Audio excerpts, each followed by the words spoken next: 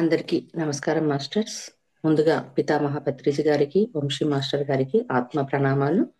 ఈరోజు మనం చెప్పుకోబోయే క్లాసు నేను విన్నప్పుడు, సార్ క్లాస్ ఇది విన్నప్పుడు అనిపించింది నాకు, 10 రోజులకు ఒక్కసారన్నా ఈ క్లాసును వింటూ ఉంటే ఆధ్యాత్మికంగా ఏవైనా అవరోధాలు కలుగుతూ ఉన్నా వాటిని ఎప్పటికప్పుడు సరి చేసుకోవచ్చు.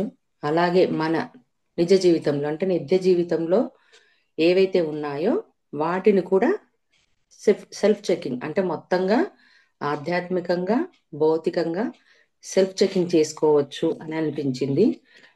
దీంట్లో చాలా అద్భుతమైన 10 పాయింట్స్ ఇచ్చారు.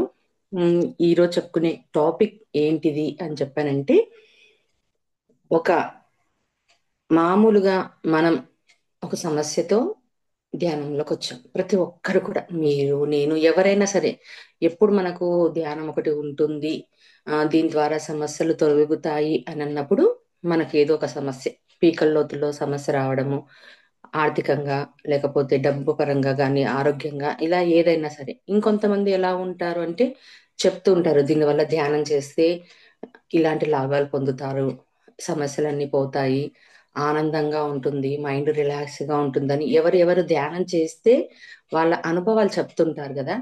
అట్లా సరే దీంట్లో ఏముందో ధ్యానంలో అని చెప్పిన జిజ్ఞాసతో కొంతమంది వస్తారు. అంటే ఒక్కొక్కరు ఒక్కొక్క కారణంతో వస్తారు. వచ్చిన తర్వాత ధ్యానం చేస్తారు. అంటే ఇప్పుడు మనం ఇక చెప్పుకుంటున్న ఈ శ్వాస మీద ధ్యాస అన్నదే కాదు, ఎన్నో రకాల ధ్యానాలు ఉన్నాయి ప్రపంచంలో.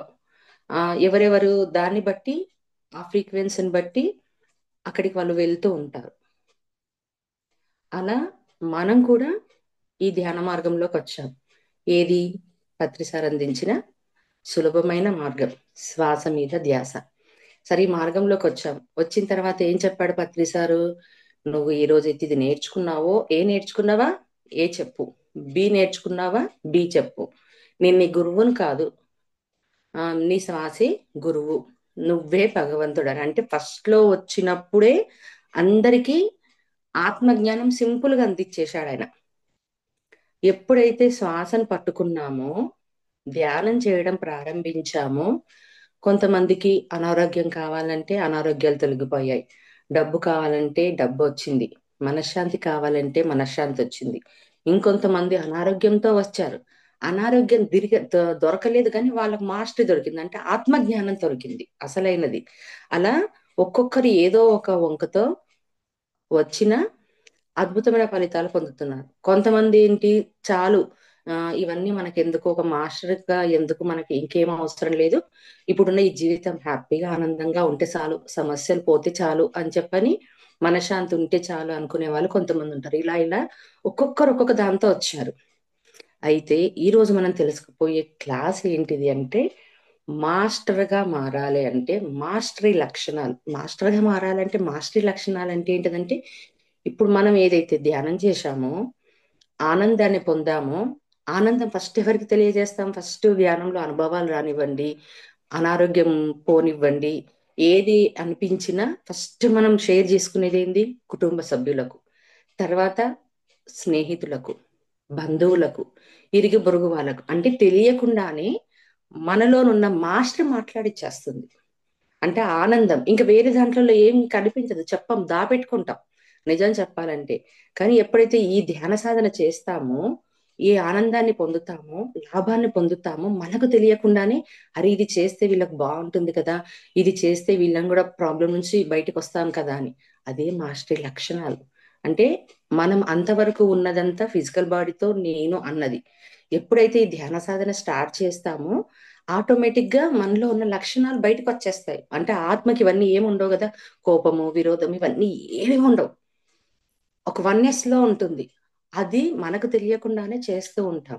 మళ్ళీ ఈ ఒక 10 లక్షణాలు ఇచ్చాడు సార్, చాలా అద్భుతమైన లక్షణాలు. ఇవి కూడా సారు ఎక్కడ, కొన్ని బుక్స్ లో నుంచి, టార్కం గారు బుక్స్ లో నుంచి ఆ అలా 10 పాయింట్లు తీసుకొని వచ్చారు. నేను ఈ 10 పాయింట్స్ విన్నప్పుడు అనిపించింది, నిజమే కదా.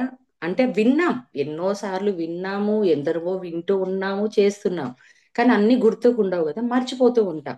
అంటే ఒకసారి మననం చేసుకుంటూ ఉండాలి అంటే అప్పుడప్పుడు ఒక 10 రోజులకు ఒక్కసారన్నా ఇలాంటి క్లాసులు వింటే పడిపోకుండా ఉంటామని అనిపించింది. అంటే మాస్టర్గా ఎదగాలన్నా మాస్టరీ లక్షణాలు అంటే ఒక మాస్టర్గా ఎదుగుతూ ఉన్నప్పుడు మళ్ళీ ఆ 10 లక్షణాలు చేస్తే మాస్టర్లం అవుతాం.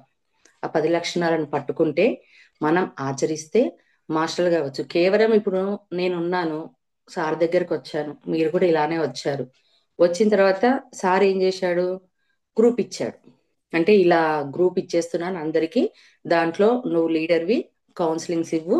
అలాగే ఇప్పుడు ఎవరైతే నీకు కౌన్సిలింగ్స్ వస్తారో వాళ్ళకి ఇంట్రెస్ట్ ఉంటుందో వాళ్ళకి డ్రీమ్స్ నేర్పించు, క్లాసులు చెప్పించు, ధ్యానం చేపిస్తూ అని చెప్పని ఇలా అన్ని ఇచ్చుకుంటూ వచ్చేసాడు.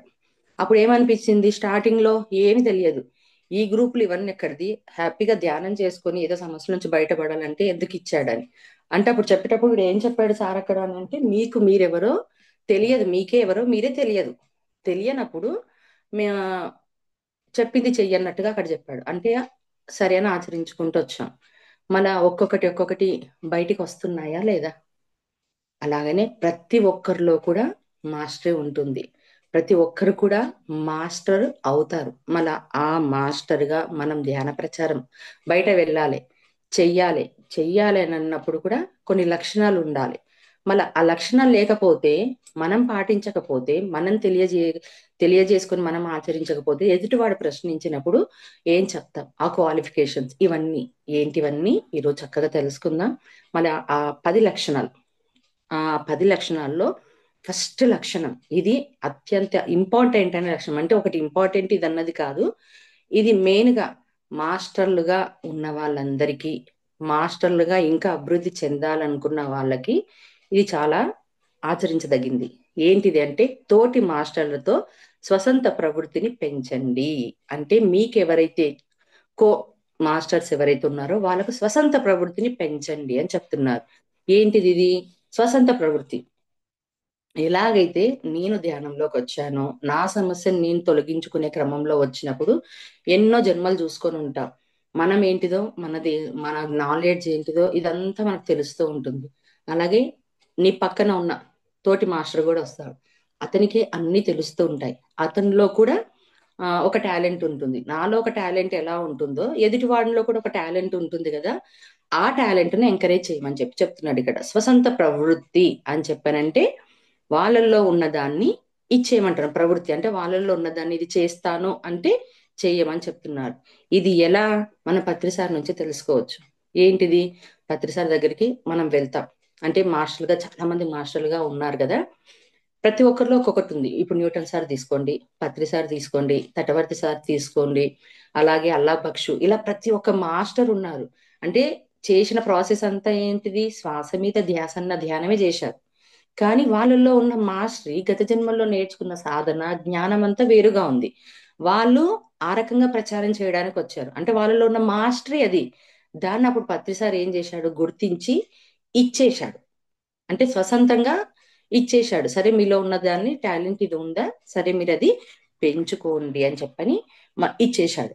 అలా మన తోటి మాస్టర్స్, అంటే ఇప్పుడు మాస్టర్గా ఉన్న వాళ్ళు ఏం చెయ్యాలి అంటే తోటి మాస్టర్లకు స్వతంత్ర ప్రవృత్తి ఇవ్వాలి. ఇది ఎలా అర్థం కావాలని అంటే, నిన్ననే నేను ఒకటి స్టేటస్ లో ఒక మాడం పెట్టుకున్న వీడియో విన్నాను పత్రిసార్ గురించి. ఏంటిదంటే ప్రతిసారు ఎవరు వచ్చినా వాళ్ళు తెలుసుకుంటారు, వాళ్ళ జన్మ పరంపరలు తెలుసుకుంటారు. వాళ్ళల్లో ఉన్నది ఇది నాకు వచ్చింది, నేను ఇది చెప్పాలని అనుకుంటున్నాను, ఈ వేలోనే నేను వెళ్ళాలని అనుకుంటున్నాను. ఇప్పుడు వంశీసారి కూడా ఏంది, కళల ద్వారా ఆయన పర్పస్ ఏందో ఆయన తెలుసుకున్నాడు, అతనికి ఇది ఉంది అని. అంటే సరే చేసుకున్నాడు. Newton sir fast life regression, ఇలా ఎవరిది ఎవరిది ఉన్నప్పుడు సారు సరే అని చెప్పని ఎంకరేజ్ చేశాడు. ఎంకరేజ్ చేయడానికి కారణం ఏమిటి అంటే, అతనిలో ఆ టాలెంట్ ఉంది. అతనిలో ఉన్న టాలెంట్ మిగతా వానికి ఏ రకంగానైనా ఉపయోగపడచ్చు. అంటే అతని టాలెంట్ ను అడ్డుకోకూడదు. సరే ఇప్పుడు ఒకవేళ ఆ టాలెంట్ ఎందుకు నేను శ్వాస మీద ధ్యానం చెప్తున్నాను, నేను చెప్పేది ఇదే, ఇంతకు మించి చెప్పకూడదు అంటే ఏమవుతుంది? ఎదుటి వ్యక్తి, శిష్యుడు ఎవరైతే ఉన్నాడో ప్రశ్నిస్తాడు. ఆ ప్రశ్నించకుండా ఉండడానికే ఇక్కడ ఏం చేశాడు పత్రి సార్ అంటే, నీకు నచ్చిందా, ఓకే చెయ్యని ఎంకరేజ్ చేశాడు. అంటే వాళ్ళ జీవితంలో వేలు పెట్టలేదు. అలాగని మళ్ళీ పత్రి సార్ చేస్తున్న ఈ మార్గంలో వేలు పెట్టకుండా చేశారు. ఇది మెయిన్ గా. అంతే కదా. ఇప్పుడు మనని ఎవరైనా నువ్వు ఇలా ఉన్నావు అని చెప్పని ప్రశ్నించినప్పుడు నువ్వు లేవా అని ప్రశ్నిస్తాం కదా. అలా కాకుండా ఎవరికి నచ్చినట్టుగా ఎలా చెప్పుకోవచ్చో అలా చెప్పండి. మీకు ఇది కరెక్ట్ అనిపించిందా, ఓకే అని చెప్పాడు. అలాంటి స్వతంత్ర ప్రవృత్తిని పెంచాలి తోటి మాస్టర్ని. అంటే ఏం చేయాలి? ఎంకరేజ్ చేయాలి, ప్రోత్సహించాలి. ఎప్పుడైతే మనం ప్రోత్సహించామో, ఇప్పుడు వాళ్ళలో ఒక కళ ఉంది. ఇప్పుడు న్యూటన్ సార్ ఉన్నాడు, past life regression. Vamshi sir ఉన్నాడు, కళల ద్వారా ఇది. సరే, నువ్వు ఒకవేళ ప్రోత్సహించాడు, బాధ్యత ఇచ్చేసాడు, సరే చేసుకోమని. అప్పుడు ఏమనిపిస్తుంది సార్కి కూడా, వంశీ సార్కి కూడా, అరే గురువు గారు నాకు ఇంత చక్కటి బాధ్యత సరి అని అడిగిందాడు, ఒప్పుకున్నాడు కదా, నేను ఆయన పేరు తీయకూడదు, ఆయన పేరు కాపాడాలి. నాకు ఇంత ఇచ్చినప్పుడు నేను ఆయన పేరు కాపాడాలి, ఎటువంటి తప్పులు చేయకూడదని బాధ్యతతో చేస్తాడా చెయ్యరా? నమ్మకంతో చేస్తారా చెయ్యరా? ఆ నమ్మకాన్ని గురువు కల్పిస్తాడు. ఎవరంటే ఆ మాస్టర్ కనిపిస్తారు. అంటే ఎవరైతే కింద ఆ, కో ఉమ్, మాస్టర్స్ ఎవరైతే ఉన్నారో గురు స్థానంలో ఉన్న వాళ్ళను ఎంకరేజ్ చేయమని అంటున్నాడు. మరి ఈ క్రమంలో తప్పులు జరగవా అంటే, చిన్న చిన్న తప్పులు వాళ్ళ నుంచి జరగవచ్చు. ఎందుకంటే అది తెలియనితనం ఉంటుంది కదా. ఎంబడే అరే మళ్ళా ఇక్కడ నాకు నమ్మకంతో సార్ ఇచ్చాడు కదా, నేను ఆ నమ్మకాన్ని తీసేయకూడదు అని ఎంబడే సరి చేసుకుంటాడు. కాబట్టి ఇది ఫస్ట్ పాయింట్. మరి సెకండ్ పాయింట్, మీ సహకర్మాచారులతో ఓర్పుతో వినయంతో ఉండడం ప్రారంభించండి అన్నాడు. అంటే ఇప్పుడు ఎప్పుడైతే మాస్టర్గా ఎదుగుతున్నామో, అంటే ఆటోమేటిక్ గా అంతవరకు ఏంటిది, కుటుంబ పరంగా ఉన్నాం. మగవాళ్ళైతే బిజినెస్లు చేసుకుంటూ, ఆడవాళ్ళమైతే కుటుంబ ధర్మంలో పిల్లలు ఒంటింటికే అవుతూ ఇక్కడనే ఉన్నాం. ఎప్పుడైతే మాస్టర్ గా మనం తయారవుతూ ఉన్నామో, ఏం చేయమంటున్నారు ఇక్కడ అంటే, సహకర్మచారులతో ఓర్పుతో వినయంతో ఉండడం ప్రారంభించండి అంటున్నారు. సహకర్మచారులు ఎవరు అంటే, కర్మను అనుసరించే కుటుంబ సభ్యులు.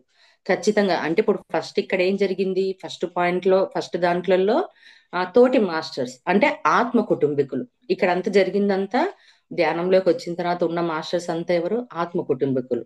మళ్ళా రెండవది ఎవరు అని చెప్పంటే సహకర్మచారులు. అంటే ఇది ఆల్రెడీ మనం కుటుంబంతో కర్మచారులుగా మనం ఉంటూనే ఉన్నాం. వాళ్ళతో ఓర్పుతో వినయంతో ఉండడం నేర్చుకోమని అంటున్నాడు. అంటే ప్రారంభించండి. అంటే అంతవరకు ఏమైపోయింది, ఒక నాన్ వెజ్ ఫ్యామిలీ నుంచి వచ్చుంటాం ధ్యానంలోకి. అంతవరకు ఏంది, చక్కగా నాన్ వెజ్ వండాము, తిన్నాము, పెట్టాము, చేశాము. ఇప్పుడు జీవహింస తప్పు అని అర్థమైంది. ఒకేసారిగా వెళ్ళి భర్తతో, బంధువులతో, స్నేహితులతో ఇది తప్పు, ఇది తినకూడదు, పాపము, మహాపాపం వస్తుంది, మీరు బంద్ చేయండి, స్టాప్ చేయండి అంటే ఎవరైనా వింటారా? మూర్ఖంగా చూస్తారు. దీనికి ఓ పిచ్చి పట్టినట్టుంది, ఏదో ధ్యానం అంట వెళ్ళిందంట అని చెప్పని. అదే వాళ్ళకు ఓర్పుతో వినయంతో చెప్పండి అని అంటున్నారు. ఓర్పుతో ఎందుకు ఉండాలంటే, అంతవరకు నువ్వు వండావు, తిన్నావు, వాళ్ళు నీకు ఇబ్బంది పెడుతూ ఉంటారు, లేదా అధర్మంలో ఉంటారు, అబద్ధాలు చెప్తూ ఉంటారు. అంటే కొన్నిసార్లు అవసరం ఉన్నప్పుడు అబద్ధాలు చెప్తుంటారు, ఇంకొన్ని కొన్ని తప్పు దాంట్లలో వాళ్ళు ఉంటారు. ఒకేసారిగా నువ్వు రియలైజ్ అయ్యి మంచి మార్గంలో ఉన్నప్పుడు వాళ్ళు ఇంకా అదే మార్గంలో ఉన్నారు. మళ్ళా వాళ్ళలానే నువ్వు ఉండొచ్చావు కాబట్టి నువ్వు మారావు, వాళ్ళు మారలేదు. అప్పుడు ఏం చేయాలి? ఓర్పుతో ఉండాలి, అలాగే వినయంతో ఉండాలి అని చెప్తున్నాడు. అంటే స్టార్ట్ చేయాలి. అంటే ఇప్పుడు ఒక కొత్త జీవితం, ఇంతవరకు జీవించిన జీవితం అంతా వేరు, ఇప్పుడు జీవిస్తున్న జీవితం అంతా వేరు. ఎందుకంటే ఒక మాస్టర్ గా అయ్యావు, ఎందుకంటే నీ గత జన్మల్లో ఎంతో సాధన ఉంది, నువ్వు సేవ చేయాల్సింది ఉంది కాబట్టి నీకు అవి వచ్చేసాయి, ఆ లక్షణాలన్నీ వచ్చేసాయి. సేవ చెయ్యాలనిపిస్తుంది, ఆనందం చెప్పాలనిపిస్తుంది, క్లాసులు చెప్పాలనిపిస్తుంది, అందరూ బాగుండాలన్నది ఒకేసారిగా స్టార్ట్ అయిపోయింది. మళ్ళీ అక్కడనే బ్యాలెన్సింగ్ వెళ్ళేది, అక్కడనే కుటుంబంలో గొడవలు జరిగేది. అండర్స్టాండింగ్ అంటే ఒకేసారిగా మారిన మార్పును నువ్వు గ్రహిస్తావు, నీకు అర్థమవుతుంది. ఎదుటివాడు అదే వేలో ఉన్నాడు, అదే మార్గంలో ఉన్నాడు, ఎలా అర్థం చేసుకుంటారు? వాళ్ళు అర్థం చేసుకోలేరు. కాబట్టి ఓర్పుతో ఉండమని చెప్తున్నారు అక్కడ. వండమంటున్నారు, వండినప్పుడు వినయంతో చెప్పమంటున్నాడు. ఎలా వినయంతో? మనకు మహాభారత టైంలో యుద్ధం జరుగుతూ ఉన్నప్పుడు భీష్మ పితామహునికి చావు లేదు. ఆయన చావాలనుకున్నప్పుడే ఆయన చనిపోతాడు. అప్పుడు కృష్ణుడు చెప్తాడు, అతన్ని చంపే మార్గం ఒకటి ఉంది, అతన్నే వెళ్ళి అడగండి అంటే. ఎవరైనా చంపడానికి శత్రువు ఇప్పుడు ఎదురుగా నడుస్తుంది, యుద్ధం నడుస్తుందంటే శత్రువు. శత్రువు అనుకున్నప్పుడు ఎక్కడ చెప్తాడు అంటే, లేదు మీరు వినయంతో అడగండి చెప్తాడని కృష్ణ పరమాత్మ ఒక సలహా ఇస్తాడు ధర్మరాజుల వారికి. అప్పుడు వెళ్ళి భీష్మ పితామహ కాళ్ళ మీద పడి, మిమ్మల్ని చంపాలంటే నేను ఏం చెయ్యాలి అని చెప్పని వినయంతో అడుగుతాడు. అంటే ఎంత ఆగర్భ శత్రువైనా, ఎటువంటి వాడైనా నువ్వు వినయంతో కాళ్ళ దగ్గరికి వెళ్ళి పడినప్పుడు అతనిలోనున్న ఆత్మ, మనము అందరం ఒకటే కదా, అది రియలైజ్ అవుతుంది. అప్పుడు అక్కడ నేను పలానా దాంట్లలో ఇలా అస్త్రాన్ని వదిలేస్తాను, ఆ టైంలో నన్ను బాణాలను సంధించొచ్చు అని చెప్పని అతడు తన చావుని ఎలా చనిపోతాడు శిఖండి ద్వారా అని చెప్పని ఇవన్నీ అతడు చెప్పేస్తాడు. అప్పుడు ఆ ప్రయోగాన్ని వీళ్ళు చేస్తారు. అంటే ఇక్కడ ఏం చేసిండ్రు వీళ్ళు? గొడవ పెట్టుకున్నారా, డిమాండ్ చేశాడా, ఏం చేశారంటే వినయంతో అడిగారు. మళ్ళా ఆ వినయాన్ని మనం పెంచుకోమని చెప్పి చెప్తున్నాడు కుటుంబంతో. సరే, ఒకప్పుడే నువ్వు ఈ వినయం ఎందుకు ఇలాంటి వాళ్ళని తెచ్చుకున్నావు అంటే, నీకు విరుద్ధంగా ఉన్న వాళ్ళనే తెచ్చుకున్నావు. ఈ మొత్తంగా సాధకులందరికీ, మాస్టర్లు అయ్యే వాళ్ళందరికీ ఎలా ఎదుగుతారంటే కుటుంబ పరంగానే ఎదుగుతారు. కుటుంబ పరంగానే కర్మలను తీసుకొని వస్తారు. తీసుకొని వస్తేనే కదా వాళ్ళలో లౌక్యాన్ని ఉపయోగించాలి. ఆ లౌక్యాన్ని ఉపయోగించగలే వాళ్ళు అధిగమించాలి. అంటే వాళ్ళ లర్నింగ్, వాళ్ళ జ్ఞానము, వాళ్ళ టాలెంట్, వాళ్ళ సహనం అంతా ఎక్కడ నుంచి స్టార్ట్ అవుతుందంటే ఫస్ట్ కుటుంబం నుంచి. కానీ అప్పటికి ఏమవుతుంది? అందరూ బాధపడుతూ, మా ఇంట్లో వాళ్ళు మారట్లేదు, మా ఇంట్లో వాళ్ళు ఒప్పుకోవట్లేదు, మా ఇంట్లో వాళ్ళు చేయనించట్లేదు, నాకు సహకరించట్లేదు అని చెప్పని తెచ్చుకున్నదే సహకరించొద్దని తెచ్చుకున్నప్పుడు ఇంకా వాళ్ళు అదే పని చేస్తారు కదా. అప్పుడు ఏం చెయ్యాలి? లౌక్యంగా ఉపయోగించాలి, మన లౌక్యాన్ని ఉపయోగించాలి. ఎలా చెప్తే వీళ్ళు సరి అవుతారని మనం ఓర్పుతో ఉంటూ వాళ్ళకు ఓర్పు నేర్పించాలి. ఇవన్నీ సాధ్యమేనా అంటే ఖచ్చితంగా సాధ్యమే. శ్రమ పడితే సాధ్యమే. అందుకే చెప్తున్నాడు ఓర్పు అవసరము. ఎంత ఓర్పుగా, ఎంత వినయంగా ఉంటే అంతగా వస్తుంది. సోక్రటీస్ తీసుకుందాము. సోక్రటీసు భార్య పెద్ద గయ్యాలి, వచ్చిన వాళ్ళందరినీ తిట్టేది, పెంట పోసేది, నీళ్లు పోసేది, అన్ని చేసినా ఆయన ఏమనకుండా ఉన్నాడు. ఎందుకంటే అతనికి తెలుసు, నేను విరుద్ధతలో తెచ్చుకుంటేనే ఆ విరుద్ధతలో నుంచి దివ్యత్వం వస్తుంది అని చెప్పని. మళ్ళీ ఆ విరుద్ధతను అతను తెచ్చుకున్నాడు. మళ్ళీ మనం కూడా అదే విరుద్ధతను తీసుకొని వచ్చాం.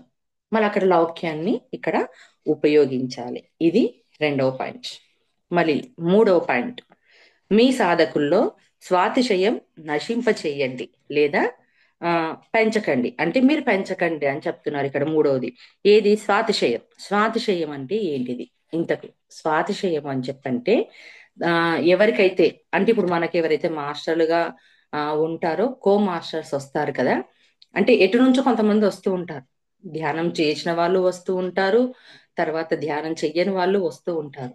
అయితే వాళ్ళలో ఒక స్వాతిశయం ఉంటుంది. స్వాతిశయం అంటే వాళ్ళకున్న పవర్స్ అనుకోండి, శక్తి సామర్థ్యాలు అనుకోండి, వీటి గురించి వాళ్ళు గొప్పలు చెప్పుకుంటూ ఉంటారు. నాకు అది ఉంది, నాకు ఇది ఉందని. ధ్యానంలో అనుభవాలు వచ్చాయా? చక్కగా వినండి. ఓకే, ఇలాంటి ఎక్స్పీరియన్సెస్ ఉన్నాయి, పొందుతున్నారంటే దాన్ని ఎంకరేజ్ చేయాలి.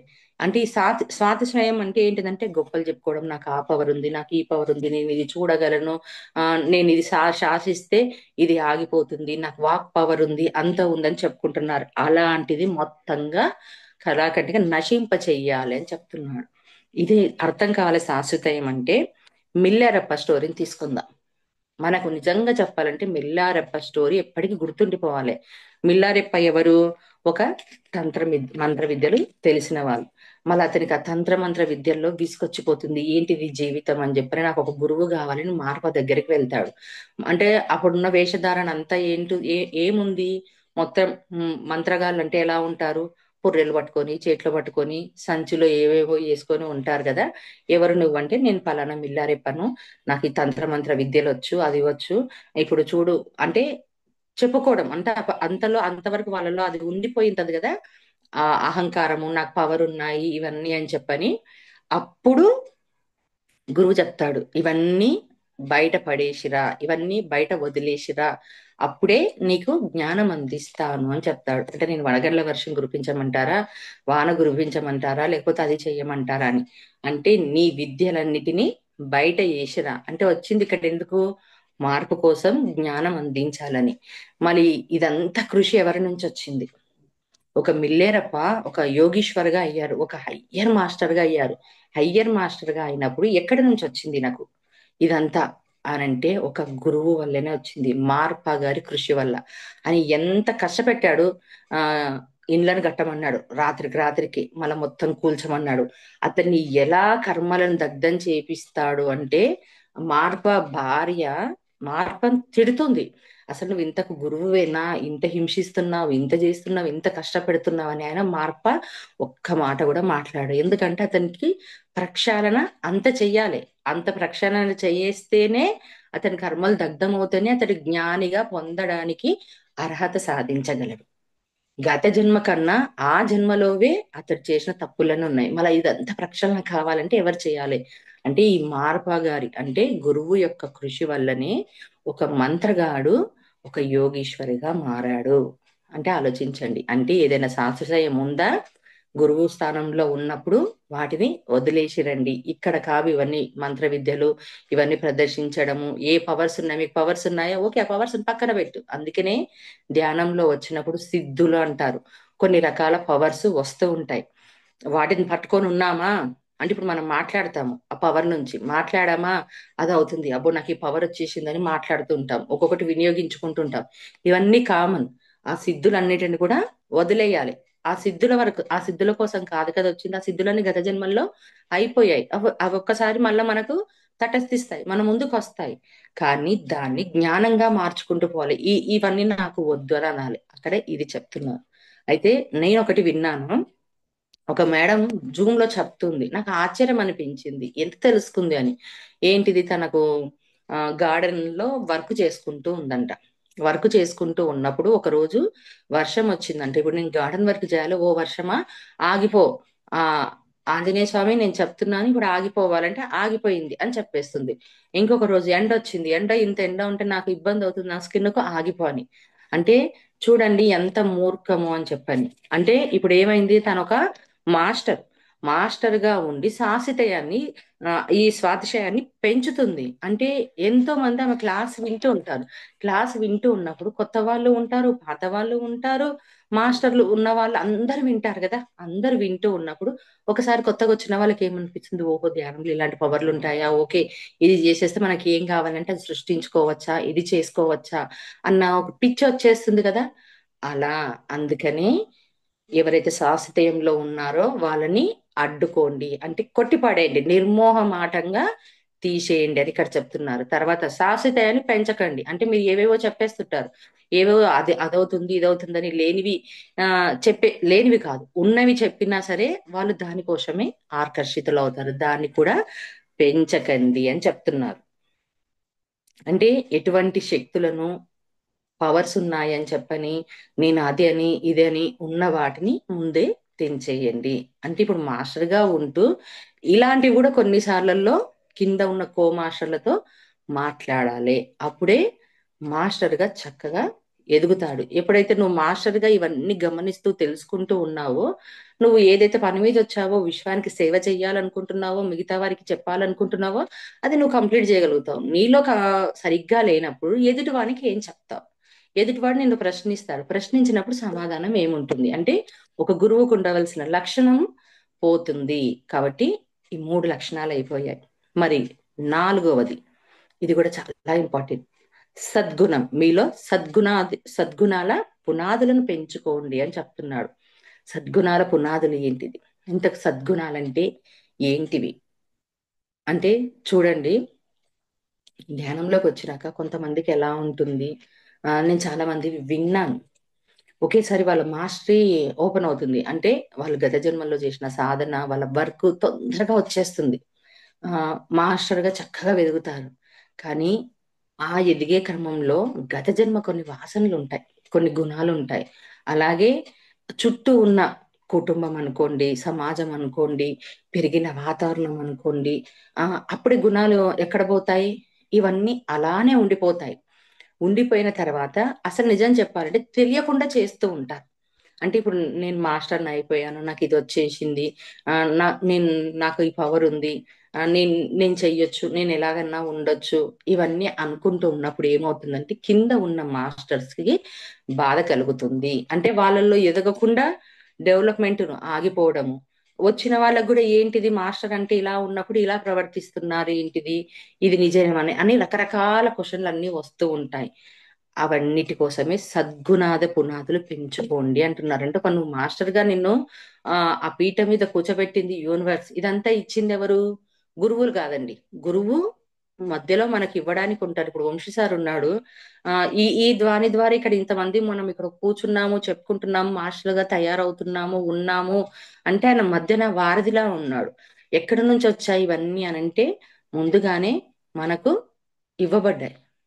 ఆ క్వాలిఫికేషన్స్ మన లోపలికి వచ్చాయి అంటే ఆ అర్హతలు ఎప్పుడైతే వచ్చాయో మన లోపలికి ఆటోమేటిక్ గా యూనివర్స్ ఇస్తుంది.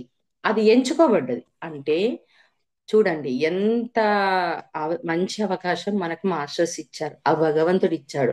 ఎలా సేవ చేసుకుంటానన్నప్పుడు వాళ్ళు ఎలా ఉండాలి అంటే చెప్పేది ఒకటి ఉండకూడదు, చేసేది ఒకటి ఉండకూడదు. ఫస్ట్ లో ఉంటాయి, నిజం చెప్పాలంటే తెలియదు కాబట్టి క్రమంలో ఫస్ట్ అన్ని వస్తూ ఉంటాయి. అంటే అవన్నీ ఎప్పటికప్పుడు ఎరకతో గమనించుకుంటూ క్లీనప్ చేసుకుంటూ వెళ్ళిపోవాలి. అదే సద్గుణాలను పెంచుకొని పునాదులు వేయాలి.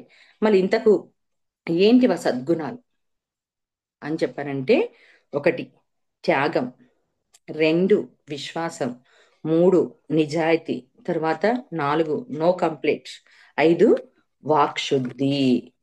అయితే ఈ దాంట్లలో కూడా ఏమనిపిస్తుంది, రే నేను ఇన్ని క్లాసులు చెప్పాను, ఇంతమందికి చెప్పాను, నేను ఇప్పుడు మాస్టర్గా ఉన్నాను, నేను పత్రిసారితో చక్కగా అనిపించుకున్నాను, నేను గ్రేట్ కదా, నాలో ఇన్ని పవర్లు ఉన్నాయి కదా, నేను చక్కగా ఉన్నాను అని అనుకుంటారు. అంటే నటిస్తూ ఉంటారు.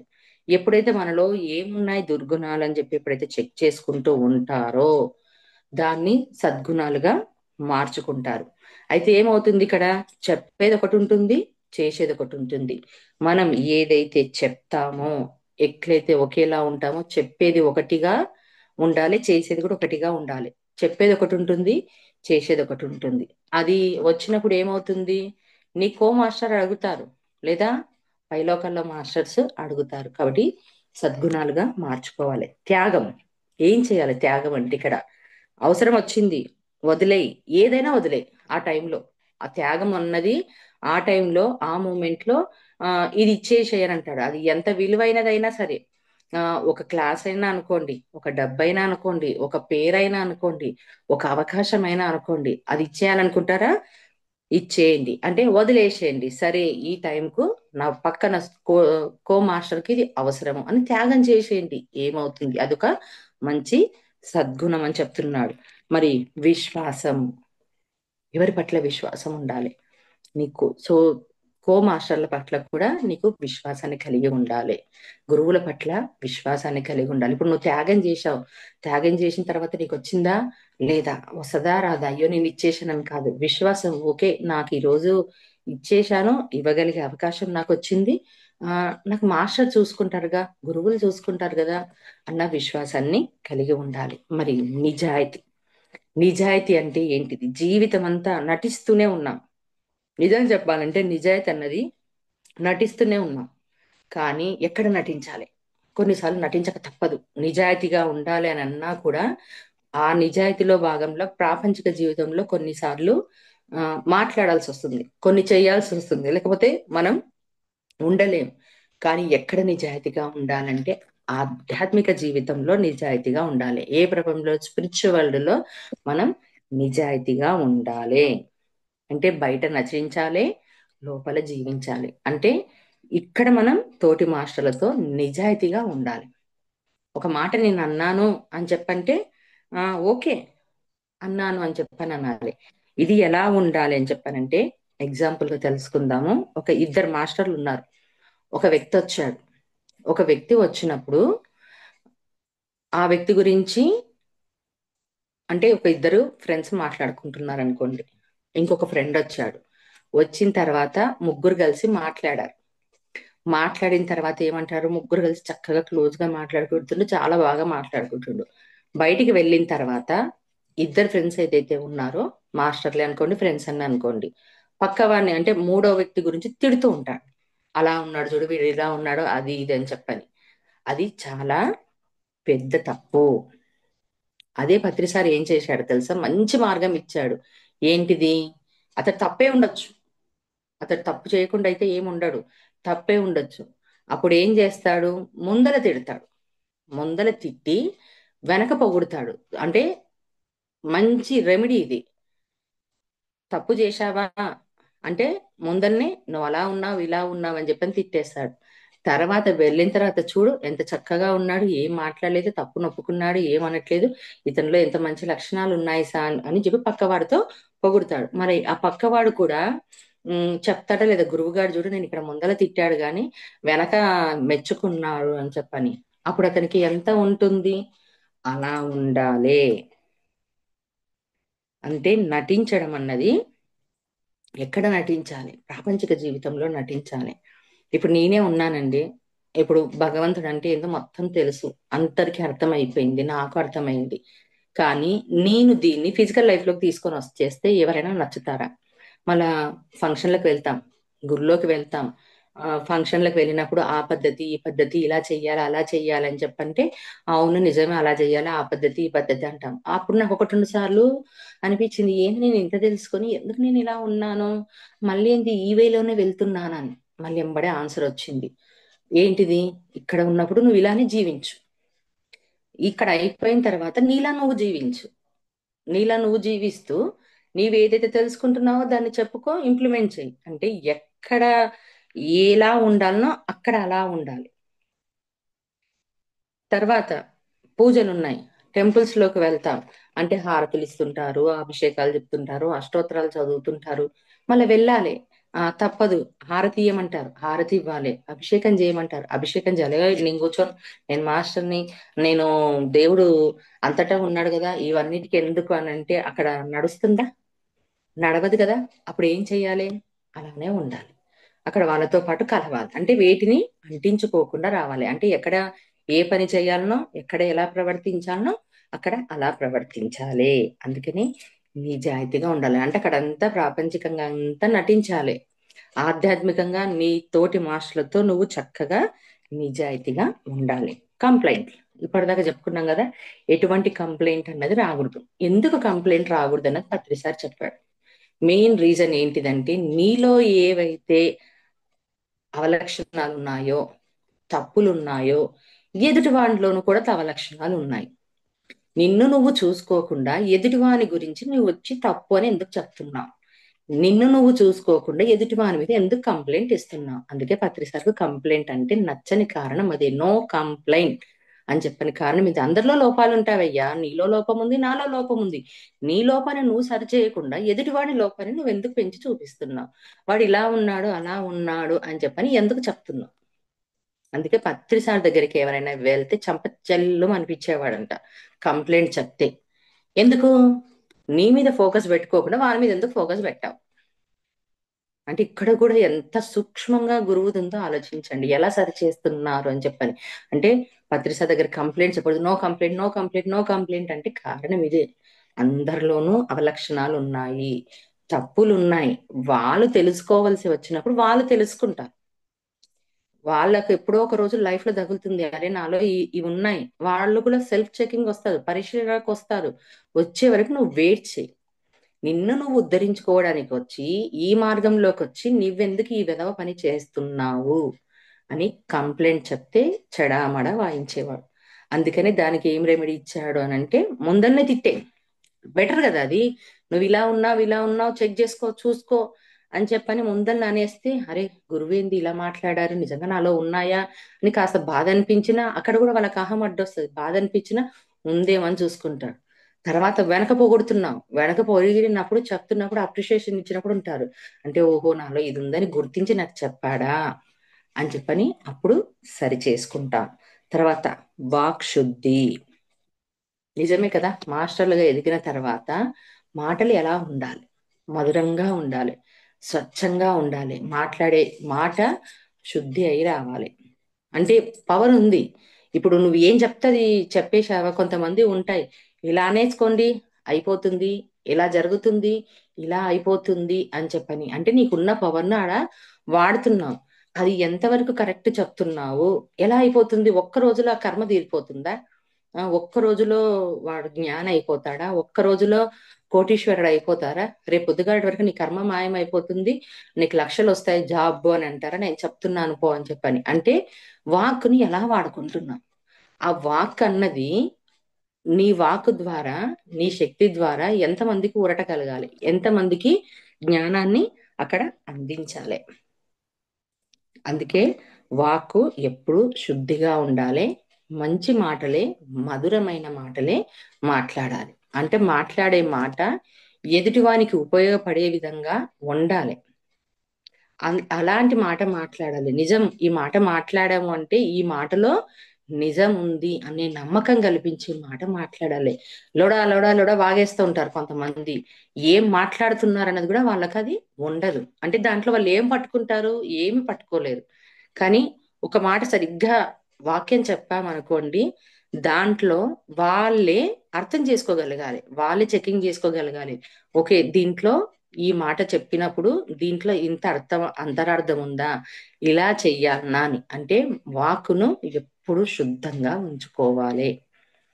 అలాగని చెప్పని ఇక్కడ చక్కగా చెప్పేసి, చక్కగా మాట్లాడేసి వెనక్కి వెళ్ళి బూతులు తిట్టుకుంటూ ఏమవుతుందిలే అనుకుంటూ ఉంటే నీ వాక్ శుద్ధి కాస్త పోతుంది.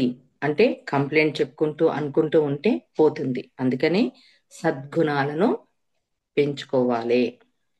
పెంచుకుంటేనే నిన్ను చూసి ఒక 10 మంది వస్తారు. మన పత్రి సారు ఒక్కడే ఫస్ట్ లో ఇంటింటికి వెళ్ళి రాత్రిపూట బయట అరుగుల మీద పండుకొని వాళ్ళు వచ్చినప్పుడు ధ్యానం చెప్పి ఎంత చేశాడు. సరే, మళ్ళీ వాళ్ళందరూ ధ్యానం చేసిన తర్వాత ఎన్ని అనుభవాలు మాస్టర్స్ పొందారు. ఎన్ని అనుభవాలు మాస్టర్స్ పొందిన తర్వాత మళ్ళీ వాళ్ళల్లో ఉన్న ప్రణాళిక అంతా వేరే. వాళ్ళు ఒక డిజైన్ తో వచ్చారు. నాకు ఇది ధ్యానంలో ఈ అనుభవం వచ్చింది, నాకు మాస్టర్స్ ఇలా మాట్లాడారు, నన్ను దీంట్లో డెవలప్మెంట్ చేయాలి అని చెప్పినప్పుడు అవునా సరే అని ఎంకరేజ్ చేశాడు ఆయన. అయ్యో, నేను ఇది కదా, నా కిందనే ఉండాలి కదా, ఆ ఇలా లేకుండా పోతున్నారు ఏంటిదని ఏ రోజైనా అనుకున్నారా? అంటే గురువుకు ఉండాల్సిన అన్ని మంచి లక్షణాలు పెంచుకోవాలి.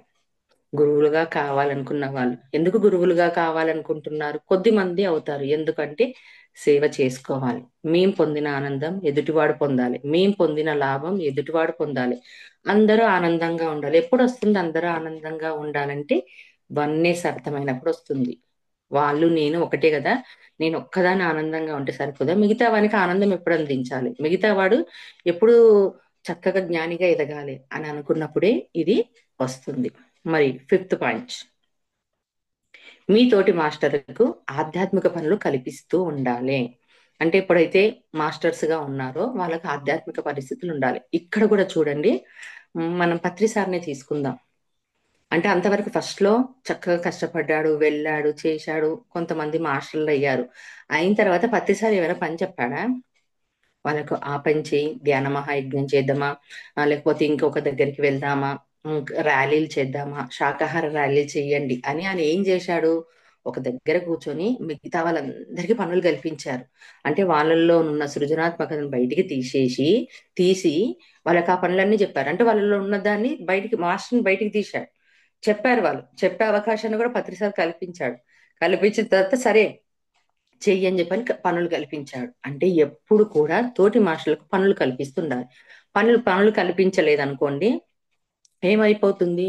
ప్రాపంచికంగానే మళ్ళా వాళ్ళు పడిపోతూ ఉంటారు. ఇది ఒక్కొక్క సామెత ఉంది ఇక్కడ. ఏంటిది? పని లేని మంగళోడు పిల్లి తల కొరిగినట్టు ఉంది అని అంటారు. నిజం చెప్పాలంటే పని లేని మంగళోడు ఉంటాడు, మంగళవాడి అంటే బార్ వరకు కటింగ్ పని తప్పిస్తే అతనికి ఇంకేం రాదు. అతనికి పని లేదు. పని లేకుంటే పిల్లి తల కొరిగాడంట. పిల్లి తల కొరగాలంటే కటింగ్ చేయాలి కదా. అతనికి వచ్చింది ఏ షేప్ లో చేస్తే బాగుంటది, ఏ డిజైన్ లో చేస్తే బాగుంటది అని చెప్పని అదే చేస్తూ ఉంటారు. అంటే ఆధ్యాత్మిక జ్ఞానులు ఎవరైతే మాస్టర్స్ ఉన్నారో వాళ్ళకి ఏ పనులు చెప్పాలి, ఎప్పుడు నిరంతరం పనులు చెప్తూనే ఉండాలి. అంటే ఏదో ఒక పని వాళ్ళకు కల్పిస్తూనే ఉండాలి. ఎందుకు ఈ పనులు కల్పించాలి అంటే వాళ్ళల్లో చైతన్యాన్ని వృద్ధి చెందడానికి. ఎప్పుడైతే నువ్వు పనులు పెడతావా, పనులు చేపిస్తావా, ఆటోమేటిక్ గా వాళ్ళలో ఉన్న జ్ఞానం బయటకు వస్తుంది, వాళ్ళ చైతన్యం ఎక్స్పాండ్ అవుతూ ఉంటుంది. అంటే ఇంకా ఇంకా చేసిన కొద్దీ వాళ్ళల్లో పెరుగుతూ ఉంటుంది. ఎలాగంటే ఇది రాముల వారు ఉన్నారు, వారధి కట్టాలి. వారధి కట్టాలి అని అనుకున్నప్పుడు రామునికి పవర్ లేదా? ఖచ్చితంగా పవర్ ఉంది, ఏదన్నా చెయ్యొచ్చు. లేదా ఆంజనేయునికి పవర్ ఉంది, వెళ్ళి సీతను లాక్కొని రా అని చెప్పి చెప్పొచ్చు. కానీ అవన్నీ చేయలేదు, వారధి కట్టించారు. అంటే ఇక్కడ ఏం చేశారు? పనులు కల్పించారు. పనులు కల్పించి వాళ్ళల్లోనున్న చైతన్యాన్ని ఎక్స్పాండ్ చేశారు, పెంచారు. ఎప్పుడైతే పెరుగుతూ ఉంటుందో వాళ్ళలో ఉన్న దాన్ని శ్రమ, జ్ఞానం ఇవంతా పెరుగుతుందో వాళ్ళకి ఇస్తారు. అంటే ఇక్కడ తెలుసుకోవాల్సింది ఏంటిది అని అంటే, ఏదైనా కావాలనుకుంటే కూర్చున్నతోన శక్తితో చెయ్యొచ్చు. కానీ నీవు చేసే శక్తిని నువ్వే ఉపయోగించుకుంటే నీ వరకే లాభం. అదే మిగతా 10 మందితో చేయించావనుకో, ఆ 10 మందిలో ఉన్న శక్తిని వాళ్ళు బయటకు తీస్తారు. 10 మందికి పని చేసేవారు, 10 మందికి జ్ఞానం కల్పించే వాళ్ళు అవుతారని ఇక్కడ మాస్టర్ చెప్తున్నారు. శ్రీరాముడు కూడా అదే పని చేశారు. అంటే అందరిని పిలిపించాడు, ఆ వారధిని కట్టించాడు, అన్ని చేశాడు. అంటే వెళ్ళేటప్పుడు మాత్రం వారధి మీదనే వెళ్ళారు, ఆనకట్ట కట్టించి వెళ్ళారు. మళ్ళా లంక దహనం అంతా అయిపోయిన తర్వాత మళ్ళీ అదే అలానే వచ్చారంటే రాలేదు, పుష్పక విమానంలో వెళ్ళిపోయాడు ఆయన. మళ్ళీ అదే వారధి పొంటి వచ్చాడు, నడుచుకుంటూ వచ్చాడంటే రాలేదు. అంటే ఇక్కడ ఏం చేశారు? పని కల్పించారు. అంటే ఆధ్యాత్మిక పని కల్పించారు. ఒక్కడు చేస్తే ఎంత ఫలితం ఉంటుంది, ఒక 100 మందికి చేస్తే ఎంత పని ఉంటుంది, ఆ 100 మందికి పని చేసిన సాటిస్ఫాక్షన్ వస్తుందా లేదా, అది చేయమని చెప్తున్నారు. అందుకనే వాళ్ళని ఎంకరేజ్ చేసుకుంటూ పనులు కల్పిస్తూ చెయ్యాలి. ఇది విన్నప్పుడు నాకు అనిపించింది, నేను బ్యాక్ వెళ్ళాను. ఏంటిది అని అంటే, గ్రూప్స్ ఎప్పుడైతే ఇచ్చారు కదా, గ్రూప్స్ ఇవ్వకముందు సార్ ఒక మాట అన్నాడు. అప్పుడు మేము ఏం చేసే వాళ్ళం అంటే, కేవలం కౌన్సిలింగ్స్ ఇచ్చే వాళ్ళము.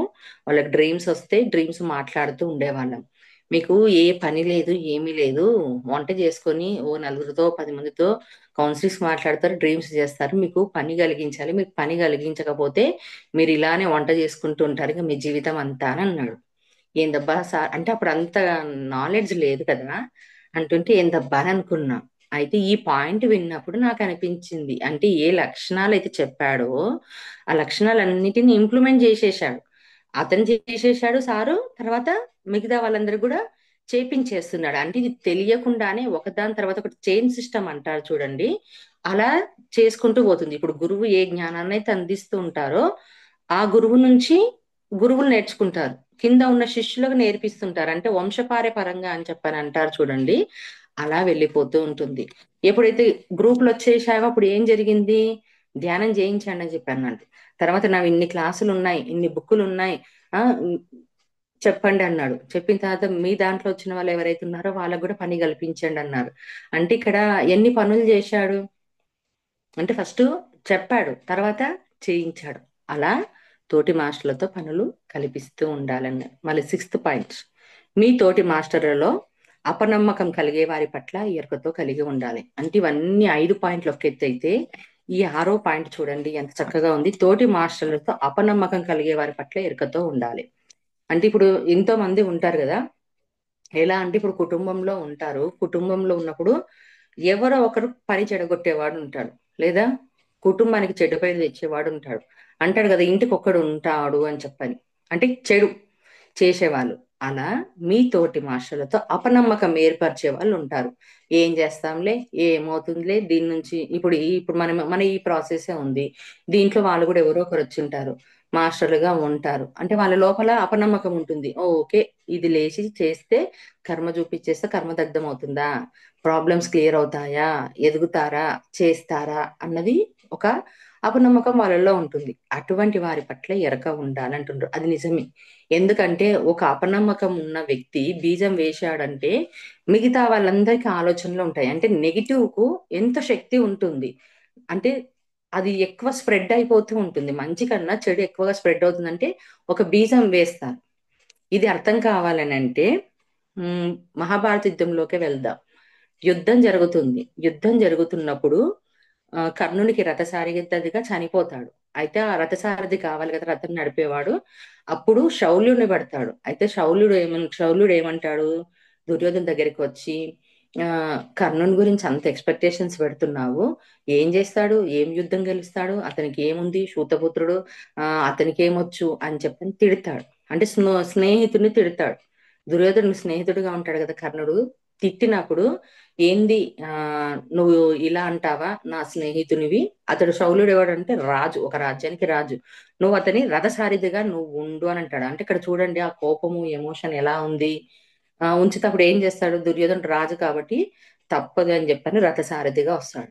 యుద్ధం జరుగుతుంది అంటే లోపల రథసారథిగా నేను రాజుగా ఉంటూ నీకు రథసారథిగా నేను ఉండాలన్నా అని చెప్పని అతన్ని ఎన్ని మాటలు మాట్లాడతాడంటే అన్ని మాటలు మాట్లాడతాడు. అంటే ఒక యుద్ధం చేసే వ్యక్తి ఆ టైంలో ఎలా ఉండాలంటే ఒక ఎంకరేజ్ చేసే విధంగా, భరోసా ఇచ్చే విధంగా, ఏమి కాదులే, చెయ్యి నువ్వు చెయ్యగలదని ఎంకరేజ్ చేసే విధంగా ఉండాలి. అప్పుడు ఎన్ని మాటలు అంటాడంటే ఓహో బాణం వేస్తే పోతుందా, వాళ్ళు చనిపోతారా, శూతపుత్రునికి నీకు అది ఉందా, ఇవన్నీ అంటే ఏమవుతుంది అతడు డౌన్ అయిపోతూ ఉంటాడు.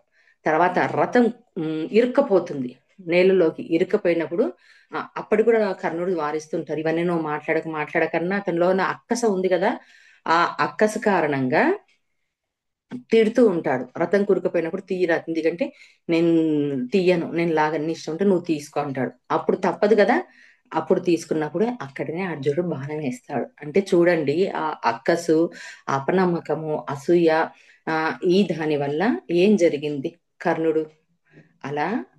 ఎప్పుడైతే దీంట్లలో మాస్టర్లు ఎవరైతే ఉంటారో వాళ్ళకు అపనమ్మకం, నిజం చెప్పాలంటే అపనమ్మకం అంటే అక్కడ చెడు చెయ్యాలన్నది లేదు, వాళ్ళల్లో ఉన్న ఒక అపనమ్మకం అంటే బ్యాడ్ క్వాలిటీస్ అన్నట్టు. ఇది సద్గుణాలు ఎలా ఉంటాయో ఒక అపనమ్మకం అన్న ఒక బ్యాడ్ క్వాలిటీ వాళ్ళకు ఉంటుంది. అలాంటిది దీని మీద రుద్దొద్దు అని చెప్తున్నారు. ఏదైతే ఎదగాలని అనుకుంటున్న మూమెంట్ లో అపనమ్మకాన్ని చెయ్యొద్దు, దానిని మీరు ఎరకతో ఉండాలి. మళ్ళీ ఎరకతో ఉన్న తర్వాత దీన్ని మనం ఎలా తీసేయాలి. సరే ఇలాంటి వాళ్ళను మనం బయటికి పంపించలేం, ఇలా పంపించలేము అలాగని చెప్పని నువ్వు ఇలా అపనమ్మకాన్ని కలిగిస్తున్నావు అని చెప్పని ఏం చేయలేం అన్నప్పుడు పత్రిసాడు ఇచ్చిన అద్భుతమైనది ఏంటిది. ఇలా చాలా మంది ఉంటారు, ఎందుకంటే నిజం చెప్పాలంటే వాళ్ళలో ఉన్న అపనమ్మకము ఏ రకంగా దారితీస్తున్నది కూడా వాళ్ళకి తెలియదు. ఇదంతా కంప్లీట్ గా అజ్ఞానం.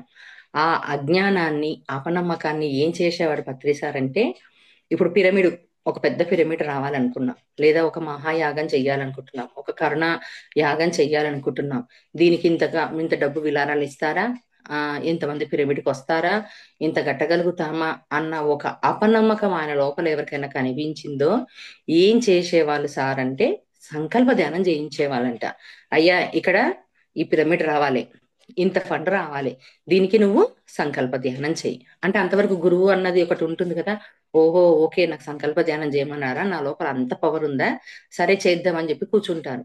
అంటే ఇక్కడ ఏం చేపిచ్చాడు ఆయన, మాట్లాడకుండా ఒకే మాటతో నువ్వు సంకల్ప ధ్యానం చెయ్యి అంటే థాట్ ఇక్కడ ఏం మారింది, సంకల్పం పాజిటివ్ థాట్, అంటే నీ లోపల ఉన్న నెగిటివ్ థాట్ ను ఆయన పాజిటివ్ థాట్ గా మార్పించి ధ్యానం చేయించాడు. అప్పుడు ఏమైపోయింది, అతడు రావాలి పిరమిడ్ రావాలి, ఫండ్స్ రావాలి, చక్కగా కావాలి అన్న సంకల్ప ధ్యానం పెడుతున్నప్పుడు ఏమైంది, ఆటోమేటిక్ గా అతడు పాజిటివ్ లోకి మారిపోయాడు.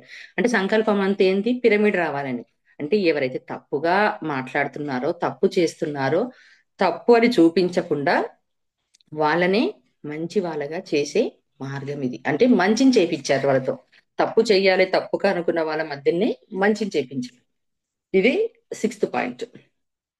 మరి 7th పాయింట్, ఉన్నత తలాల పట్ల మీ తోటి మాస్టర్కి హృదయంలో విశ్వాసాన్ని అభివృద్ధిని చెందించడం మీ బాధ్యత. అంటే ఉన్నత తలాల పట్ల అంటే ఇప్పుడు పైలోకాలు ఉన్నాయి కదా, ఎన్నో తలాలు ఉన్నాయి, ఎన్నో ఉన్నాయి, ఎంతో వాళ్ళ పట్ల అంటే ఉన్నత తలాలు ఉన్నాయి, మాస్టర్స్ ఉన్నారు, భగవంతులు ఉన్నారు అని మీ తోటి మాస్టర్లతో అంటే మీ కింద ఎవరైతే ఉన్నారో వాళ్ళ హృదయంలో విశ్వాసాన్ని అభివృద్ధి చెందించడం మీ బాధ్యత అని చెప్తున్నారు ఇక్కడ. మళ్ళీ తోటి మాస్టర్స్ తో ఎందుకు కల్పించాలి ఉన్నత తలాల పట్ల అంటే చెప్తేనే కదా అర్థమవుతుంది. ఉన్నారు, పూర్ణాత్మ ఉన్నారు అంటే ఇప్పుడు ఒక సమస్యతో వచ్చారు, మాస్టర్ గా తయారు కావాలనుకున్నారు, ఇంకా ఏదైనా ఉన్నారు, అప్పుడు ఏం చెప్తాము, మాస్టర్స్ హెల్ప్ అడగండి. ఇప్పుడు సమస్యలతో వచ్చారు, బాధతో వచ్చారు, అప్పుడు ఏం అడుగుతారు, నాకు అనారోగ్య సమస్యలు తొలగిపోతాయా, తర్వాత ఆర్థిక సమస్యలు తొలగిపోతాయా అన్నప్పుడు అమ్మ మాస్టర్స్ ఉన్నారు హెల్ప్ అడగండి, కర్మను చూసుకోండి, వాళ్ళు మీకు హెల్ప్ చేస్తారన్న ఒక భరోసా విశ్వాసం కలిగిస్తే చేస్తారా లేదా. అలాగే ఇప్పుడు మాస్టర్గా కావాలనుకుంటున్నారు తోటి మాస్టర్లలో, వాళ్ళలో విశ్వాసం, ఓకే నాకు ఈ అర్హత ఉందా. ఇప్పుడు నేనే చెప్పాను ఎగ్జాంపుల్ గా, ఆ, మాకేం తెలియదు ఫస్ట్ లో, ఆ ఉందా అంటే అక్కడ సార్ విశ్వాసాన్ని ఇచ్చారు, మీది మీకేందో మీకే తెలియదు, మాస్టర్స్ ఉన్నారు మీరు చేసుకుంటూ పోండి వెళ్ళండి అని చెప్పని. అంటే ఇక్కడ ఏం జరుగుతుంది, ఒకరి నుంచి ఒకరికి ఈ జ్ఞానాన్ని, తర్వాత ఇది ఉంది అని చెప్పని అన్నది కలిగించుకుంటూ వెళ్ళిపోవాలి. ఆ విశ్వాసాన్ని అభివృద్ధి చెయ్యాలి, తెలియచేయాలి, ఉందా లేదా, ఆశీర్వాదాలు ఉన్నాయా లేదా. ఎందుకంటే అనుభవాలు చెప్పిస్తూ ఉండాలి, ఆ విశ్వాసాన్ని అభివృద్ధి చేస్తూ ఉండాలి. ఇప్పుడు చాలా మందికి డ్రీమ్స్ రావు. డ్రీమ్స్ రానప్పుడు కొంతమంది డ్రీమ్స్ చెప్తున్నప్పుడు ఏం జరిగింది, అవునా నిజమా, కర్మ అంటే ఇలా ఉంటుందా, దీని ద్వారా క్షమాపణ చెప్పుకుంటే ఇలా ఉంటుందా అన్నది ఒకటి వచ్చిందా లేదా, ఆ అనుభవం అయితే వచ్చిందా, ఆ విశ్వాసం వచ్చిందా లేదా. అప్పుడు డెవలప్ అయిన వాళ్ళు ఉన్నారు. కొంతమంది కర్మను చూసుకున్నారు, ఈ సమస్య వల్ల మాకు వచ్చిందంటే ఓకే మీకు కూడా ఇలాంటి సమస్యని ఇచ్చానేమో, అందుకే మాకు ఈ సమస్య వచ్చిందన్న ఒక విశ్వాసం వచ్చేసింది వాళ్ళకు. అప్పుడు వాళ్ళు రిలీజ్ అయ్యి మార్చుకున్నారా లేదా. అలా ప్రతిది కూడా ఉన్నాయి, పైలోకాలు ఉన్నాయి, మాస్టర్స్ మనకి ఎప్పుడు నిత్యము తోడుంటారు. ఎవరు తోడుంటారంటే నిజం చెప్పాలంటే మనం ధ్యానంలోకి ఆ వచ్చిన తర్వాత మాస్టర్ గా కావాలనుకున్నప్పుడు ఆ ప్రతిదీ ఇద్దరు మాస్టర్స్ ఉంటారు, హాస్టల్ మాస్టర్స్ అంటారు, ఫస్ట్ వాళ్ళే వస్తారు. వాళ్ళు మనకు దిశ మార్గదర్శకత్వాన్ని చూపిస్తారు. తర్వాత ఎప్పుడైతే మనం మాస్టర్లుగా తయారవుతూ ఉంటామో మిగతా మాస్టర్స్ అందరూ వస్తూ ఉంటారు. అంటే ఇవన్నీ ఎలా వాళ్ళకి అర్థమవుతాయంటే, పత్రి సార్ అందుకే అనుభవాన్ని చెప్పండి అని అంటారు. మీ అనుభవాలు, ఎన్ని అనుభవాలు చెప్పినా వింటాను వింటాను వింటాను అంటూ ఉంటారు. ఇప్పుడు కళలు ఉన్నాయి, కళల ద్వారా కూడా ఇవన్నీ జరుగుతాయా అంటే ఎలా మీకు అర్థమవుతుంది అంటే ఎదుటివాడు చెప్తేనే కదా అర్థమవుతుంది ఇది ఉంటుంది అని. కాబట్టి ఇవన్నీ ఉంటాయి, మాస్టర్స్ హెల్ప్ చేస్తారు, అడుగడుగున హెల్ప్ అందించబడుతుందన్న విశ్వాసాన్ని అభివృద్ధి చెందడం మీ బాధ్యత. ఎవరికి ఒక మాస్టర్ గా ఉన్న వాళ్ళని కో మాస్టర్లకు ఎంకరేజ్ చేస్తూ ఉన్నారు అని చెప్పి ఒక భరోసా ఇవ్వాలి. తర్వాత ఎయిత్ది, మీ చుట్టూ ఉన్న వారిలో సృజనాత్మకతను వెలికి తీసి ప్రోత్సహించాలి. అంటే ఇక్కడ ఏంటిది, మీ చుట్టూ ఉన్న అంటే మీ చుట్టూ ఉన్న మాస్టర్స్ ఎవరైతే ఉన్నారో వాళ్ళలో ఒక సృజనాత్మకత అంటే ఒక టాలెంట్ ఉంటుంది. ఏది ఏదో ఒక టాలెంట్ ఉంటుంది. ఆ టాలెంట్ ను వాళ్ళను గుర్తించి వాళ్ళకు ఎంకరేజ్ చేయాలి, ప్రోత్సహించాలి. అది ఎంత చిన్న పనైనా సరే చూడండి. ఇప్పుడు ఒక్కొక్కరిలో ఒక్కొక్క టాలెంట్ ఉంటుంది. ఇప్పుడు మన గ్రూప్ లో సత్యవతి మేడం ఉంది. ఆ తనకు కవితలు అంటే వచ్చు. కవితలు వచ్చినప్పుడు సరే మనం ఆ టాలెంట్ తన లోపల ఎంకరేజ్ చేస్తున్నప్పుడు, రాయమన్నప్పుడు తను ఎలా రాస్తుంది, లేదా రాస్తుంది. మన కర్మ విపాకం ప్రక్షతాప పరివర్తన ప్రాయశ్చిత్తంది రాసింది. ఒక గురువు గురించి రాయమంటే రాసింది.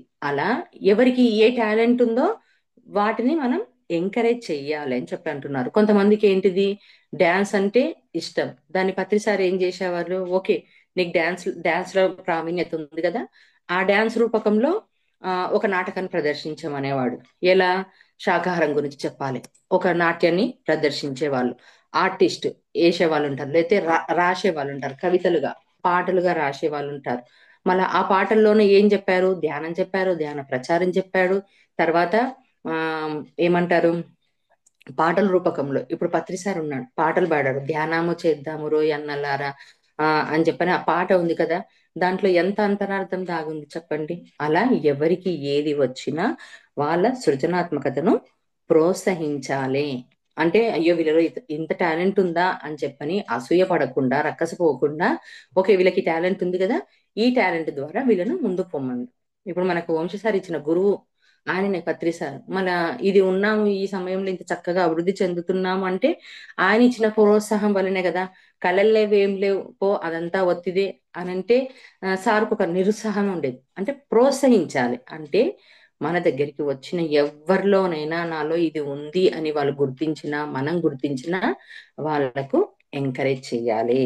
తర్వాత నైన్త్ పాయింట్, విశ్వ ఐక్యతను ప్రేమించేలా ప్రచారం చేసి నిరంతరంగా శ్రమను ప్రోత్సహించాలి. ఇక్కడ చూడండి అసలైన పాయింట్ ఇక్కడ, ఇది కూడా విశ్వ ఐక్యత.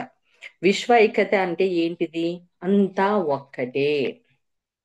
మనం అంటే కులము లేదు, మతము లేదు, వర్ణము లేదు, ఏమీ లేదు, అంతా కూడా ఒక్కటే అన్నది ఒకటి మనం ప్రచారం చేయాలి, అది ప్రోత్సహించాలి. అది ఏంటిది, మనం అందరం చేస్తున్నదంతా కూడా మంచి మంచి సేవనే. ఏంటిది? నీ శాకాహారం గురించి ప్రచారించాలి. అది కూడా ఏంటిది? నీలో ఉన్న పరమాత్మనే, ఆ జీవిలో ఉన్నది కూడా పరమాత్మనే. మళ్ళా ఆ పరమాత్మ నువ్వు అంతా ఒక్కటే. కులం కులం అంటున్నావు, వర్ణం అంటున్నావు, ఇవన్నీ అంటున్నావు, కానీ నీలో ఉన్నది వాళ్ళలో ఉన్నది కూడా ఒకటే పరమాత్మ అన్నది తెలియచెప్పాలి. దీనికోసం ప్రోత్సహించాలి. ఇక్కడనే కదా ఎంతమంది ఇప్పుడు ఇదే ఎందుకు మూమెంట్సే ఉన్నాయి, స్పిరిచువల్ మూమెంట్స్ ఎన్నో ఉన్నాయి. ఆ నీ ధ్యానం గొప్పదా, నా ధ్యానం గొప్పదా, నేను చేపించేది కరెక్ట్, నేను చేపించేది కరెక్ట్ అని చెప్పని ఇక్కడనే ఉన్నాయి. అంటే స్పిరిచువల్ రాజకీయాలు అంటే ఇవన్నిటి కోసము పాటు పడాలంటున్నాడు. అంటే సేవ నిరంతరంగా శ్రమించాలి, అలాగే ప్రచారం చేసి ప్రోత్సహించాలి. అందరం ఒకటే అన్నది తెలియచెప్పాలి. ఎప్పుడు తెలియజేస్తామంటే అందరం ఒకటి అన్నది అర్థమైన రోజు ప్రోత్సహిస్తూ ఉండాలి. అలాంటివి చేయమని చెప్తున్నారు. మరి 10th లాస్ట్ పాయింట్, మీ తోటి మాస్టర్స్ కి ఓర్పు అభివృద్ధి చెందేలా చెయ్యండి. అంటే ఓర్పు కావాలని చెప్పి అంటున్నారు మీ తోటి మాస్టర్స్ కి. ఇది ఎలా అభివృద్ధి ఓర్పు చెయ్యాలి అనంటే, కొంతమందికి కొన్ని సమస్యలు పరిష్కారం కావు. కొన్ని సమస్యలు పరిష్కారం కానప్పుడు లేకపోతే ఇప్పుడు గ్రూప్ది అనుకోండి, ఏంటిది మనం ఇలానే ఉన్నాము, ఒక చూడండి ఎంతమంది వచ్చినప్పుడు ఎంత చక్కగా ఎదిగిపోయారు, ఎన్ని ప్రాబ్లమ్స్ క్లియర్ చేసుకున్నారు, వాళ్ళ పేరు ఎంత చక్కగా ఉంది, వాళ్ళందరూ ఇంత బాగా ఉన్నారు, మనకి ఎప్పుడు వస్తుంది, మనకి ఎప్పుడు ఉంటుంది అని చెప్పని. కానీ వాళ్ళకి ఏం చెప్పమంటున్నారంటే ఓర్పుతో ఉండాలి అని చెప్తున్నారు. ఎందుకు ఓర్పు అంటే, సమయం కావాలి. ఒక సమయం వస్తుంది, ఏదో ఒక రోజు ప్రతి మనిషికి సమయం వస్తుంది. ఆ సమయాన్ని కోసం వేచి ఉండాలి, ఓర్పుతో ఉండాలి. అమల ఆ సమయంలో నువ్వు ఎంత నేర్చుకోగలనో అంతవరకు నేర్చుకుంటావు, నీ చైతన్యాన్ని పెంచుకుంటావు, నీ కర్మలను దగ్ధం చేసుకుంటావు, ఆ సమయంలో నువ్వు జ్ఞానాన్ని పెంచుకుంటావు. అంటే అంత ఓర్పు ఉంటేనే తర్వాత నువ్వు బలంగా అభివృద్ధి చెందగలుగుతావు. ఇది తెలియాలంటే లాస్ట్ ఎగ్జాంపుల్ చెప్పుకుందాం. ధర్మరాజు ఉన్నాడు, జూదం ఆడాడు. ఫస్ట్ టైం జూదం ఆడినప్పుడు జస్ట్ ఆ ఎవరిని, తమ్ముళ్లను, రాజ్యాన్ని, వీళ్ళిద్దరినే ఓడిపోయారు. మళ్ళీ యుద్ధం ప్రకటించుకోవచ్చు, మళ్ళీ నెక్స్ట్ టైం చెయ్యొచ్చు. కానీ సెకండ్ టైం కూడా జూదం ఆడాడు. అప్పుడు ద్రౌపది అంటుంది, ఎందుకు ధర్మరాజా నువ్వు సెకండ్ టైం జూదం ఆడడానికి పోతున్నావు, ఇది తప్పు కదా అంటే, లేదు, ఏది, ఆయనకు మెసేజ్ వచ్చిపోయింది. వచ్చింది ఏంటంటే రాజ్యాన్ని పాలించడానికి కాదు, ఇది విశ్వ నియమము, రౌద్రకీడ, ఇది ఖచ్చితంగా ఆడాల్సిందే, రమ్మన్నాడు అని చెప్పని తెలిసి ఓడిపోతాడు. ఎందుకు అంటే సమయం ఉంది ఇక్కడ. ఎందుకంటే మహాభారత యుద్ధం ఖచ్చితంగా జరగాలి. అంటే ఇక్కడ దుర్గనులు మొత్తం ఎవరైతే చెడ్డవాళ్ళు ఉన్నారో వాళ్ళందరినీ ఓడించాలి, యుద్ధం చేయాలి. తప్పదు, తప్పదు కాబట్టే యుద్ధం చేయాలి. యుద్ధం చేయాలి కాబట్టే ఆ జూదంలో ఓడిపోవడం జరిగింది. మళ్ళీ అప్పుడు ఏం జరిగింది, 12 సంవత్సరాలు అరణ్యవాసం, ఒక సంవత్సరం అజ్ఞాతవాసం. మళ్ళా ఆ సమయంలో రాజ్యం చేసి తోబుట్టువులు, భార్య ఎన్ని వేసి ఉంటారు, ఎన్ని అడిగి ఉంటారు, ఎంత అని ఉంటారు, ఎంత ఓర్పుతో ధర్మరాజు ఉన్నాడో ఆలోచించండి. మళ్ళీ ఆ అరణ్యవాసంలో, అజ్ఞాతవాసంలో ఎంతమంది మాస్టర్స్ కలిశారు. తర్వాత వాళ్ళకు ధ్యానం దొరికింది, ఎంతో మంది గురువులతో సాంగత్యం దొరికింది, పాశుపతాశ్రమం దొరికింది. మళ్ళా ఇవన్నీ కూడా ఆ కష్ట సమయంలో వాళ్ళు నేర్చుకున్నారా లేదా అంటే ఆ ఓర్పుతో ఉండడం వల్లనే కదా. అలాగే మీ తోటి మాస్టర్లకు ఓర్పును అభివృద్ధి అంటే, ఒక్కొక్కసారి ఓర్పు కోల్పోతుంటారు, ఇంక ఇంతేనా, ఇంతకు మించి ఇంకేం లేదా, ఎదుగుదల లేదా, పోవా, ఎందుకు ఇదే అని. కానీ అక్కడ ఏ ఏ ఏ జన్మల్లో వాళ్ళు ఏమేం చేశారో తెలియదు, వాళ్ళ చైతన్య స్థితి ఎలా ఉందో తెలియదు. మళ్ళీ ఆ సమయంలో వాళ్ళకి ఇదంతా రావాలి అంటే ఆ ఓర్పు వాళ్ళకి ఇవ్వాలి. ఆ ఓర్పు ఎవరిస్తారు అంటే మాస్టరే ఇస్తారు, అంటే ఆ గురువే ఇస్తారు. అంటే ఓర్పుతో ఉంటూ వాళ్ళను అభివృద్ధి చెందడానికి ఎంకరేజ్ చేయాలి. అప్పుడు వాళ్ళకి ఎప్పుడైతే మనం ఓర్పు నేర్పిస్తూ ఉంటామో వాళ్ళు డెవలప్ అవుతుంటారు. ఒక భరోసా, ఒక ఊరట, ఇవన్నీ అందిస్తూ ఉండాలి. ఇదే అండి, మనం మాస్టర్లుగా ఎదగాలన్నా, జ్ఞాన ప్రచారం చెయ్యాలన్నా ఉండవలసిన 10 లక్షణాలు. ఇంతసేపు చక్కగా విన్న మీ అందరికి కూడా కృతజ్ఞతలు. Thank you, thank you very much.